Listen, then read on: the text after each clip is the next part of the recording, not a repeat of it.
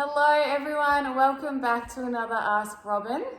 We have a interesting question today, so I'm excited to hear what you respond to this question, because as always Robyn doesn't know what the question is.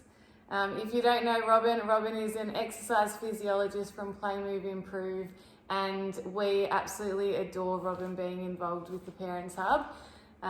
She just brings so much magic, and you'll see that in a minute when she answers this question. So thanks for being here. No worries. You're mute, you haven't yet spoken. Like, oh my goodness. Okay. Could be a doozy. My babe seems to be really concerned about their appearance. They often get upset when I don't do their hair right, or if their favourite clothes are in the wash. How can I explain that they're perfect as they are? Oh, what a good... that's so like, cute. Hit me. That's hit me, that question. One of my kids, I can really relate. I think it's trying to look at whether it's coming from I need things to be predictable. Yeah. Or I can have things uncertain, that my day can still carry on even if my outfit is different. And so I'd be looking at, is it coming from a nervousness of unpredictability? So some children that I work with have the same outfit every day. And now, like, I like to know that when I'm going to work, I wear my scrubs. It gives me sort of like a persona that I need to have on. It's functional, but if it came to the point that I always had to have this on because it's Monday, or I always had to wake up and have my hair a certain way, don't change it, it has to be a certain way, we'd be looking at how can we encourage them to allow uncertainty and to allow a bit of unpredictability. That's really hard in our current generation. Like, if you think of even for me to get to here today, I put on my Google Maps, it's going to take me 13 minutes, say. But if it's 14 minutes, that's going to annoy me. Because that's how predictable our world's become, right? Yeah. When we grew up, I couldn't have called you. I would have said, I'll meet you at the park at 4:30. And you trust that you show, right? Yeah. I don't need to check you on Life 360 to see if you've made it. If you arrive at 4:35, I'm fine with that, because it's about 4:30. But this current generation is so different, because they're hearing us go, well, there's an 85% chance of rain today. It's going to be 21 degrees in Melbourne today. Like, all these real specific details that our children are listening to, but they don't have that unpredictability like we used to. That, someone would just come pop in because they need sugar or milk, or a family member just pops in after work to say g'day because they didn't call us, they just popped in. We don't have that. So how's that impacting them not having that? Because they're now really nervous of things that are unpredictable. Yeah, right. Things are unpredictable. Where this scenario will Well, because I have to wear this top because this gives me predictability. I have to have my hair the same because it's predictable. I have to have things in a certain order because it's predictable. And to an element, we want predictability. We like kids to have a similar routine. Like, routine and structure and predictability is really healthy for our development. When it becomes dysfunctional is when it's causing anxiety. Is when it's sort of making the wheels feel like they're turning off. So we want to see, is this desire from the child to have my hair a certain way and look a certain way?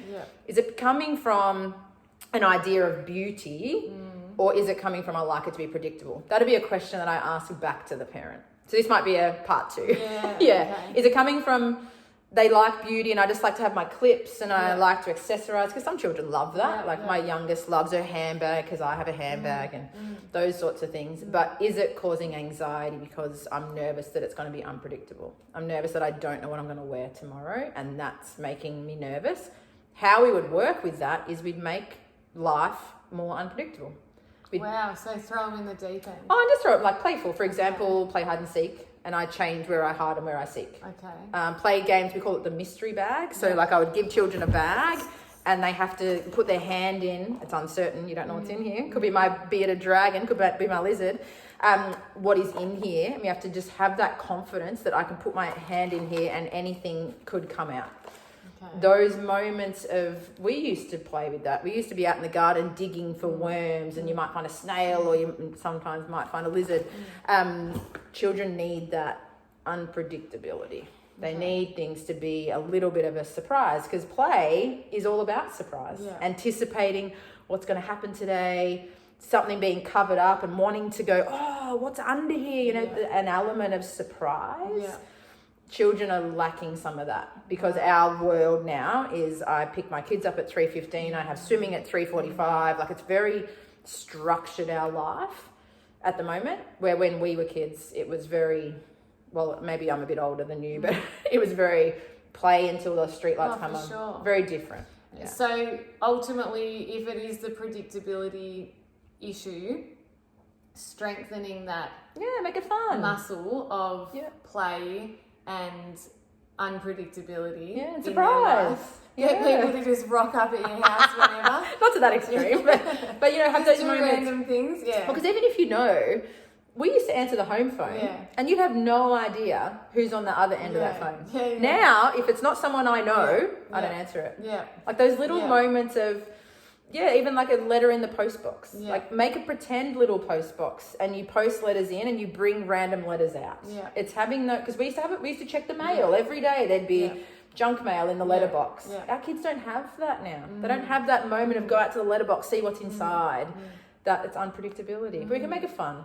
Peekaboo, fun, unpredictability. Silly games, you know, like charades where you have to pretend to be something unpredictable. Yeah. Even sometimes with my kids, I like pop up from the island bench, like, hey, like just those little moments of things aren't always the same. Yeah. We even have like sometimes we have dessert before dinner. Yeah. Or we have, you know, a special afternoon tea that we don't have every week. It's just a random afternoon tea. We even have it in our dinner table. We don't have a spot. Yeah, right. We're all at different spots because that's unpredictable. Yeah.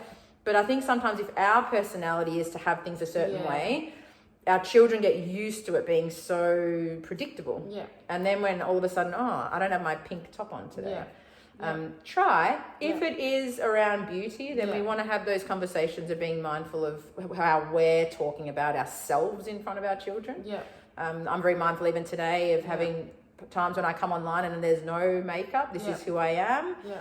Other times I like to dress up and I like to have makeup. We sometimes have to be careful as women what we talk about with our children of why some days I wear makeup. It's for me. It's not for society. That's going to be important for my girls to hear, but try the best you can. Yeah. Yeah. And we can talk more about that in part 2. The appearance side of things and how we can help our children be confident in themselves. Amazing. Thanks so much, Love Robyn. it. Thank you. We hope that's helped. Bye. Bye.